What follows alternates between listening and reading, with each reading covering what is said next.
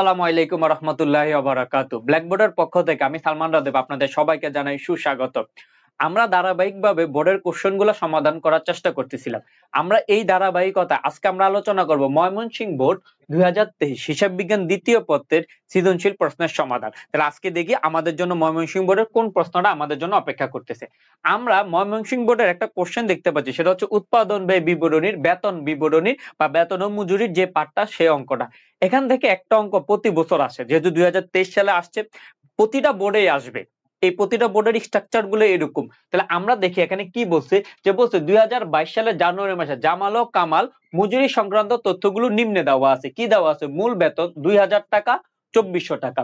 মহার্ঘ ভাতা দেওয়া আছে, যাতায়াত ভাতা দেওয়া আছে, চিকিৎসা ভাতা দেওয়া আছে, ওভারটাইম দেওয়া আছে, প্রভিডেন্ট ফান্ডে কর্মীর দান, মূল মজুরি 10%, মজুরি হতে অগ্রিম কর্তন কত? 250 টাকা এবং 200 টাকা। বলছে প্রতিষ্ঠান সংশ্লিষ্ট মেয়াদের কর্মঘন্টা ছিল 200 ঘন্টা এবং ওভারটাইম মজুরি স্বাভাবিক মজুরির কি দ্বিগুণ। তাহলে বলছে ক নাম্বারে বলছে আমাদের এখানে যে জামাল ও কামালের ওভারটাইম মজুরি নির্ণয় করতে। তাহলে দেখো, স্বাভাবিক মজুরি বলছে কত? 200 ঘন্টা। আর ওভারটাইম করছে কত ঘন্টা? ও করছে 20 ঘন্টা আর ও করছে 25 ঘন্টা। তাহলে কত ঘন্টা করছে? এই যে উনি করছেন 25 ঘন্টা, উনি করছেন কত? 20 ঘন্টা। আচ্ছা, এবার এখানে একটা জিনিস আমাদেরকে বুঝতে হবে যে মহার্ঘ ভাতা জিনিসটা কি। মহার্ঘ ভাতা জিনিসটা কি? মহার্ঘ ভাতা জিনিসটা হচ্ছে দ্রব্য মূল্যের ঊর্ধ্বগতির কারণে, আমি আবার বলতেছি, দ্রব্য মূল্যের ঊর্ধ্বগতির কারণে যখন কর্মীদের জনজীবন বিপর্যস্ত হতে শুরু করে, তখন ওই জনজীবনকে স্বাভাবিক করার জন্য দ্রব্য মূল্যের সাথে যে তার যে আয়ের যে সামঞ্জস্যতা তৈরি করার জন্য, তার জন্য জীবনযাত্রার মানটা ঠিক থাকে, তার জন্য কোম্পানি তাকে যে ভাতা প্রদান করে তাকে বলা হয় মহার্ঘ ভাতা। তাহলে মহার্ঘ ভাতা কোশ্চেন আসে যে মহার্ঘ ভাতা কাকে বলে। তাহলে মহার্ঘ ভাতা জিনিসটা বোঝা গেছে যে দ্রব্য মূল্যের ঊর্ধ্বগতির কারণে যে কর্মীকে যে ভাতা প্রদান করা হয় জনজীবনকে স্বাভাবিক রাখার জন্য, তাকে বলা হয় মহার্ঘ ভাতা। আচ্ছা, এবার আমরা যদি দেখি যে বলছে জামাল ও কামালের ওভারটাইম মজুরির পরিমাণ নির্ণয় করতে। আবার দেখো এখানে বলছে ওভারটাইম মজুরি স্বাভাবিক মজুরির কি দ্বিগুণ। তাহলে এক নাম্বার কোশ্চেনটা আমরা করি। খ নাম্বারে বলছে 2022 সালে জানুয়ারি মাসের মজুরি বিবরণী তৈরি করো, মজুরি সংক্রান্ত জাবেদা দাখিলা দাও। আমরা এখন ক নাম্বারটা করব। কি বলছে? ক নাম্বার জামাল ও কামালের ওভারটাইম মজুরির পরিমাণ নির্ণয় করে। আমরা কামাল ও জামালের ওভারটাইম মজুরি নির্ণয় করব। এখন দেখো 9 নং প্রশ্ন উত্তর, এটা ছিল 9 নম্বরে, ময়মনসিংহ বোর্ড 2023 এর 9 নম্বরে বলছে কি জামাল ও কামালের ওভারটাইম মজুরির পরিমাণ নির্ণয় করে। আমরা কামাল ও জামালের ওভারটাইমের মজুরি নির্ণয় করব। তাহলে আগে কাটটা করব, জামালেরটা। আমরা লিখি জামালের ওভারটাইম মজুরি। ওভারটাইম জিনিসটা কি? ওভারটাইম জিনিসটা হচ্ছে মূলত যে স্বাভাবিক কর্মঘন্টার চেয়ে সে অতিরিক্ত কত ঘন্টা করছে। তাহলে আগে আমরা স্বাভাবিক মজুরিটা বের করি। দেখো, স্বাভাবিক মজুরি বলছে কি, দাও স্বাভাবিক মজুরি জামালের কত? 2000 টাকা। আর কর্মঘন্টা কত? 200 ঘন্টা। তাহলে স্বাভাবিক মজুরি কত? 2000 ডিভাইডেড বাই 200। তাহলে দেখো, দুইটা শূন্য কাটা 1, 10 টাকা। তাহলে স্বাভাবিক মজুরি কত? 10 টাকা। তাহলে ওভারটাইমে তার দ্বিগুণ পাবে, গুণ 2 আর ইনটু ওভারটাইম ঘন্টা। দেখো ওভারটাইম ঘন্টা এখানে কত বলছে? 20 ঘন্টা, গুণ 20। আমরা যদি গুণ দিয়ে দিই 10 ইনটু 2 ইনটু 20, তাহলে ওভারটাইম মজুরি কত পাইতেছে সে? 400 টাকা। এভাবে করে দিলেই চলবে। কাটটা না জামালেরটা। আচ্ছা, তারপরে কাটটা করব আমরা কামালের ওভারটাইম মজুরি। আচ্ছা, আমি নিচে করতেছি একটু। তাহলে স্বাভাবিক কর্মঘন্টা উভয়জনেরই 200। ওর বেতন কত? দেখো ও বেতন কত পায়? ও বেতন পায় কত? 2400 টাকা, 2400 টাকা। তাহলে 2400, আচ্ছা তাহলে কত আসে? 2400 ডিভাইডেড বাই 200। প্রতি ঘন্টা মজুরি কত? 12 টাকা ইনটু, তাহলে স্বাভাবিক মজুরির দ্বিগুণ হচ্ছে ওভারটাইম, গুণ 2। তাহলে তার কর্মঘন্টা কত? আমরা তার কর্মঘন্টাতে দেখি সে কত ঘন্টা করছে? 25 আওয়ার্স, 25 ঘন্টা করছে, ইনটু 25 ঘন্টা। তাহলে কত? 12 ইনটু 2 ইনটু 25 ঘন্টা। তার কত টাকা আসে? 600 টাকা। 600 টাকা শেষ। তাহলে জামালের ওভারটাইম মজুরি কত? 400 টাকা। আর কামালের ওভারটাইম মজুরি কত? 600 টাকা। এটা আমাদের কাজে লাগবে পরবর্তীতে যখন অঙ্ক করব। এবার আসি আমরা খ নাম্বারে। খ নাম্বার হলো জানুয়ারি মাসের মজুরি বিবরণী প্রস্তুত করতে। তাহলে আমরা এখন একটা মজুরি বিবরণী প্রস্তুত করব। মজুরি বিবরণীর ঘরটা আমরা দেখি। এটা হচ্ছে আমাদের ঘর। 9 নং প্রশ্ন উত্তর খ আমরা ঠিক মাঝখান বরাবর লিখব। জামাল ও কামালের এখানে মূলত প্রতিষ্ঠানের নাম হয়। এখানে যদি প্রতিষ্ঠান না আমরা ওই কর্মীর নামগুলোই দিয়ে দিছি। মজুরি বিবরণী মাস জানুয়ারি 2022, এখানে বলে দিছে জানুয়ারি 2022। আমরা এটা কিভাবে করব? এটা দুই ঘরেই করা যায়। এটা বিবরণী ঘর আর একটা হচ্ছে টি ঘর। যে কোনো ভাবে আপনি করতে পারবেন। প্রথমে কি তার অর্জনগুলো থেকে তার কর্তনগুলো বাদ দিয়ে দিলে তার মজুরি বের হয়। তাহলে আগে তার উপার্জনগুলো লিখি আমরা। তাহলে উপার্জন সমূহ আমরা লিখি। উপার্জন সমূহ, উপার্জন সমূহ কি কি? উপার্জন কর্মী যেগুলা পাইছে সেগুলো উপার্জন। আমরা যদি এখানে দেখি তাহলে উপার্জন গুলা কি কি আছে একটু দেখি আমরা। যে কোশ্চেনে যদি দেখি এখানে কি বলছে, মূল মজুরি 2000 টাকা আর হচ্ছে 2400 টাকা। তাহলে মূল মজুরি 2000 আর 2400। প্রথমে লিখি মূল মজুরি জামালের হচ্ছে 2000 আর ওর হচ্ছে 2400। ঠিক আছে, মোট টাকাটা আমরা পরে লিখবো। তারপরে কি বলছে, তারপরে যদি আমরা দেখি তারপরে বলছে মহার্ঘ ভাতা মূল মজুরির 50%, ওরও 50% দিছে। তাহলে আমরা লিখি মহার্ঘ ভাতা। মহার্ঘ ভাতা মূল মজুরি কত পার্সেন্ট? 50%। তাহলে 50% হলে 2000 টাকার 50% হচ্ছে 1000 টাকা, আর 2400 টাকার 50% হচ্ছে কত? 1200 টাকা। এই যে তারপরে আমরা কোশ্চেনে যাই। তারপরে আমাদের কোশ্চেনে কি বলছে? কোশ্চেনে বলছে যাতায়াত ভাতা 600 টাকা, 500 টাকা, চিকিৎসা ভাতা 200 টাকা, 200 টাকা। তাহলে যাতায়াত ভাতা আমরা লিখি যাতায়াত ভাতা, যাতায়াত ভাতা, যাতায়াত ভাতা কত টাকা আমাদের? যাতায়াত ভাতা আমাদের হচ্ছে কত? 600 আর 500। যাতায়াত ভাতা আমাদের 600 আর 500। 600 টাকা আর ওর হচ্ছে কত? 500 টাকা। তারপরে দেখি আমাদের, তারপরে আমাদেরকে কি বলছে যে চিকিৎসা ভাতা 200 200। তো চিকিৎসা ভাতা কত কত? 200 200 টাকা। আমরা লিখি চিকিৎসা ভাতা, চিকিৎসা ভাতা 200 টাকা আবার 200 টাকা। আচ্ছা, তারপরে দেখি আমাদের কি আছে। তারপরে হচ্ছে আমাদের আছে ওভারটাইম। ওভারটাইম আমরা বের করে নিছি। ওভারটাইমও আমাদের অর্জন। ওভারটাইমও আমাদের কি? অর্জন। তাহলে ওভারটাইম কত? এই যে দেখো ওভারটাইম আমরা বের করছি 400 আর হচ্ছে 600 টাকা। তাহলে ওভারটাইম আমরা লিখবো ওভারটাইম, ওভারটাইম ওর হচ্ছে 400 ওর হচ্ছে 600। এটা কি আমাদের? আচ্ছা, পরবর্তীতে কি আছে দেখি। পরবর্তীতে আমাদের প্রভিডেন্ট ফান্ডে কর্মীর দান। এই যে কর্মীর দান বলছে তার মানে এটা কর্তন, আর এখানে আমাকে কর্তন বলেই দিছে, এটা আমি স্বাভাবিকভাবে করতে হবে। তাহলে বাকি উপরে যাগুলা পাইছি সেগুলো কি? উপার্জন। তাহলে আগে আমরা উপার্জনটা বের করি। উপার্জন আমাদের কত টাকা দেখি। একজনের 2000 যোগ 100, 1000, এটা সরি এটা 1000 হবে। 1000 যোগ 600 যোগ 200 যোগ 400। তাহলে ওর উপার্জন হচ্ছে কত? 4200 উপার্জন। মোট উপার্জন কিন্তু এটা মোট উপার্জন, মোট উপার্জন, মোট উপার্জন। আচ্ছা, ওর মোট উপার্জন কত আসবে দেখি। 2400 যোগ 1200 যোগ 500 যোগ 200 যোগ 600 কত? 4900 মোট উপার্জন। ওকে, মোট উপার্জন। এবার এই পাশে একটা যোগ করি, 2 2 4 4400, মোট তার এত 2200, 1100, 1100, 200 200 400 আর 4 4 1000 টাকা। টোটাল টাকা কত? 4200 যোগ 4900, 9100, 9100। এটা হচ্ছে মোট উপার্জন। এবার আমাদেরকে মোট কর্তনটা বের করতে হবে। মোট কর্তন বের করে আমরা কি করব? মোট উপার্জন থেকে মোট কর্তন বাদ দিয়ে দিলে আমাদের নিট মজুরি বের হয়ে কর্তন সমূহ। আচ্ছা, সেম গড়ই থাকবো, সেম গড়। আচ্ছা, কর্তনে কি কি বলছে? কর্তনটা যদি আমরা দেখি যে কর্তনে আমাকে কি বলছে দেখো। কর্তনে আমাকে বলছে এই যে আমরা যদি কর্তনটা দেখি, কর্তনে আমাকে কি বলছে যে প্রভিডেন্ট ফান্ডে কর্মীর দেন মূল মজুরি কত? 10%। আচ্ছা, মূল মজুরি কত ছিল? 2000 আর 2400। তাহলে এবার আমরা লিখি কর্তন সময় প্রভিডেন্ট ফান্ড, বা পিএফ লিখতে পারি আমরা, পিএফ ফান্ডে কর্মীর দান, মূল মজুরি কত পার্সেন্ট? 10%। আমাকে বলে দিস তাহলে ওর হচ্ছে মূল মজুরি ছিল 2000 টাকা, 10% কত টাকা? 200 টাকা। 2000 ইন্টু 10%, 200 টাকা। আর ওর ছিল কত? 2400 10%, 240 টাকা।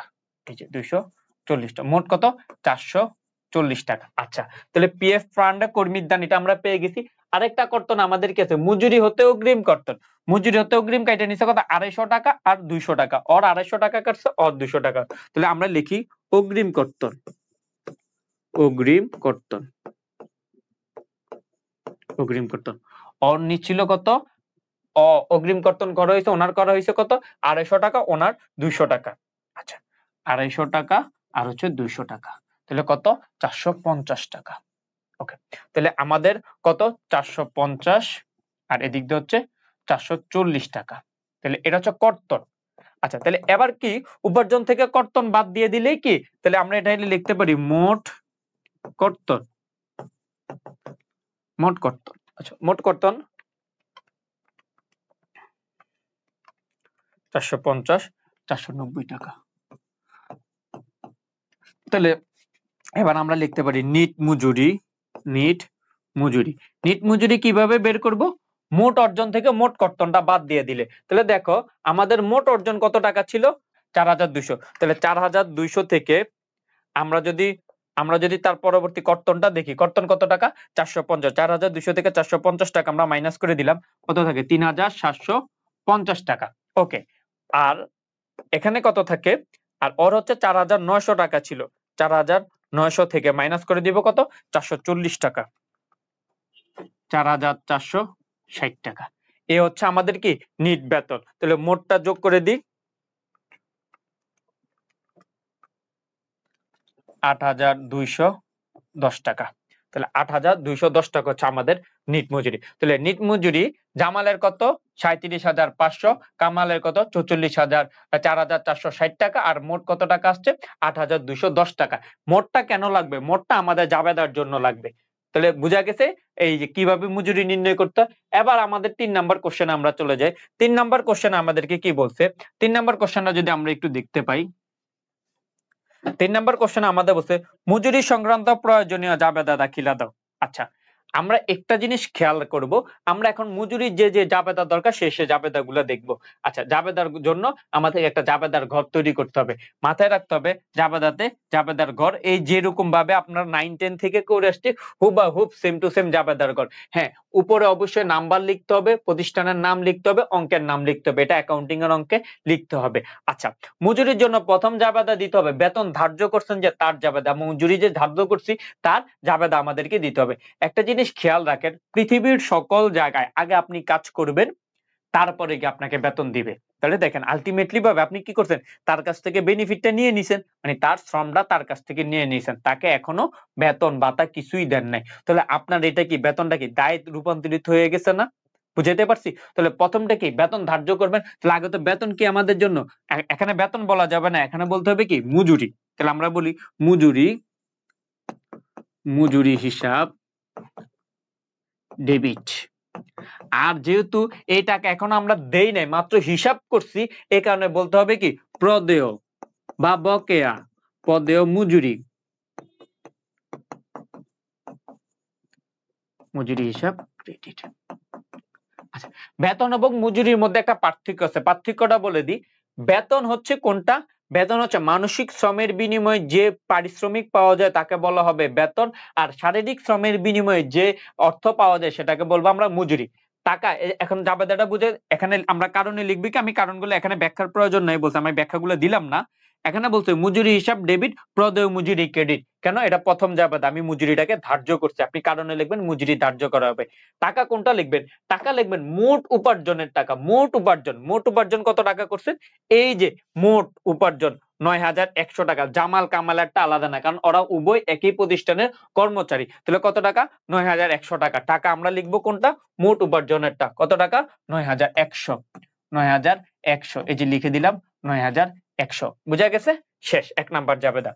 2 নাম্বার জাবেদাটা লিখবো এই বেতনটাকে আমাদেরকে কত টাকা প্রসেস করবে সেটা। তাহলে প্রদেয় মজুরিটাকে আমরা তখন ডেবিট করে দিব, প্রদেয় মজুরি হিসাব ডেবিট। কত টাকা? ওই যে ক্রেডিট যত টাকা ছিল তত টাকায় ডেবিট করে দিব। আচ্ছা, এই মজুরি বা সরি হ্যাঁ এই মজুরি আমাদেরকে দিতে হবে কিসের মাধ্যমে?